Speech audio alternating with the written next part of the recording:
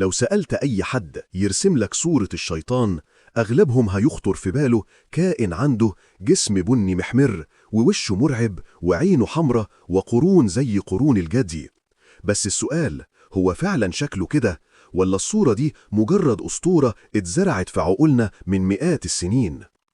الشيطان في الحقيقة ملوش شكل ثابت للبشر، يعني مش عنده هيئة واحدة نقول هو ده، لكنه بيتشكل باللي يخلي الإنسان يخاف أكتر.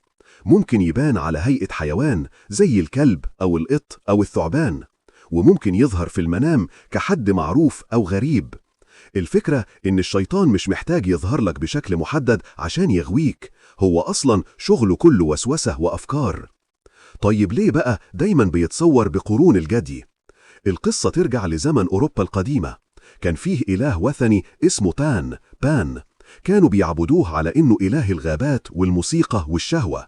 ملامحه نص إنسان ونص جدي، قرون طويلة، رجلين زي رجلين الماعز، وصوت مرعب في الجبال. لما دخلت المسيحية أوروبا حبوا يربطوا بين الأديان القديمة وبين الشر، فبدأوا يصوروا الشيطان بنفس شكل بان عشان الناس تكرهه وتخاف منه.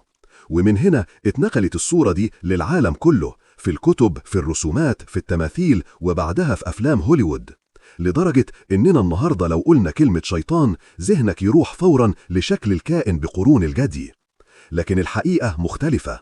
الشيطان مش محتاج شكل عشان يسيطر عليك، هو أصلاً كائن من النار، زي ما اتقال وخلق الجان من مارج من نار. يعني احنا مش هنشوف صورته الحقيقية، اللي بيظهر للبشر مجرد تشكلات. تعال نخش دلوقتي على عالم أوسع وأخطر، عالم الجن. كتير من الناس فاكرين إن الجن كله شياطين، بس ده غلط. الجن عوالم كتيرة وأنواع مختلفة، منهم اللي مؤمن ومنهم الكافر، منهم اللي مسالم ومنهم المؤذي. خلينا نقسمهم. 1. العمار. دول الجن اللي عايشين حوالينا في البيوت، ممكن يبقوا موجودين معانا من غير ما نحس، غالبا مسالمين، لكن لو اتضايقوا من البشر ممكن يعملوا حاجات غريبة زي أصوات أو تحريك حاجات خفيفة. 2. المارين. أقوى وأسرع أنواع الجن، بيتحركوا من مكان للتاني في ثواني.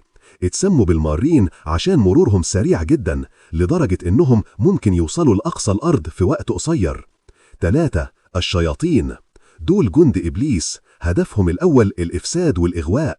كلهم بيتبعوا سيدهم اللي أقسم إنه يغوي بني آدم. الشيطان مش مجرد مخلوق واحد، لأ، هو جيوش من الشياطين اللي شغلتها بس إنها تبعدك عن ربنا وتخليك في دوامة المعاصي. 4. الغيلان. وهي نوع من الجن بيظهر في الصحراء، في الأماكن المهجورة والجبال، مشهورين بالتشكل على هيئة وحوش ضخمة أو كائنات مشوهة. زمان العرب كانوا يقولوا الغول يخوف المسافر في الليل. 5. العفاريت.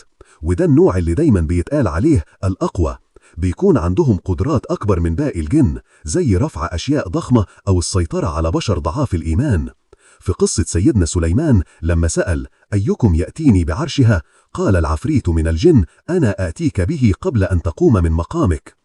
اللي عايز أقوله إن عالم الجن مش بسيط، مش كله زي ما بيتصور في الأفلام، فيه طبقات، فيه قوة مختلفة، وفيه ولاءات، جزء منهم بيعبدوا ربنا وفيه جزء ضايع تابع لإبليس. خلينا نرجع تاني لموضوع صورة الشيطان. ليه مهم نفهم إن شكله مش قرون جدي؟ لأن الفكرة دي خلت ناس كتير تستهين بخطورته، يقولك إزاي ده يوسوس لي وأنا أصلا ما بشوفوش. لكن الشيطان أذكى من كده، هو مش هيجي يبان لك بقرون ولا شكل مرعب، هو هيجي في فكرة صغيرة هتوسوس لك بيها نفسك، مرة غضب، مرة حسد، مرة كسل عن عبادة، ومع الوقت تلاقي نفسك واقع من غير ما تحس. ومن أخطر طرق الشيطان إنه يتقمص صور بشر أو كائنات عادية عشان يضلل. ولو وصلتوا لحد هنا انتوا أجدع ناس، ما تنسوش اعملوا لايك وتشتركوا في القناة. وفي الآخر افتكر إن اللي بيخاف من صورة الشيطان هو اللي وقع في فخ الأسطورة، لكن اللي فاهم إن المعركة الحقيقية داخل عقلك وقلبك هو اللي يقدر يغلبه.